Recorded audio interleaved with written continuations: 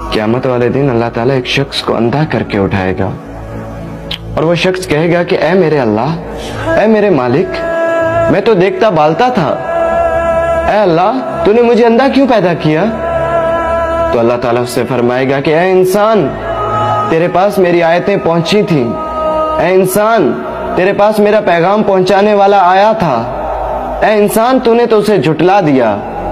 اے انسان جب تیرے پاس میری آیتیں پہنچیں تو تو اس سے منہ موڑ لیتا تھا، اے انسان تیرے ساتھ ایسا ہی ہونا چاہیے تھا۔ انسان چند خواہشات کرے گا، جس نے ساری زندگی گناہوں میں گزار دی، وہ اپنے اللہ سے کہے گا کہ اے اللہ ایک دفعہ تو مجھے دنیا میں واپس بھیج دے، اے اللہ میں کبھی گناہ نہیں کروں گا، اے اللہ میں نماز پڑھوں گا، اے اللہ میں چوری نہیں کروں گا، اے اللہ میں زنا سے بچوں گا۔ مگر نہیں، تمہیں تو اب یہاں پہ ہمیشہ رہنا ہے، تمہیں موقع دیا گیا تھا، تمہیں پیغام پہنچایا گیا تھا، اگر تم نے تو اسے جھٹلا دیا۔ اے کاش کہ مجھے میرا نامہ اعمال نہ دیا جاتا، اے کاش کہ میں فلاں شخص کو دوست نہ بناتا، اے کاش کہ میں نے اللہ اور اس کے رسول کا رستہ اختیار کیا ہوتا،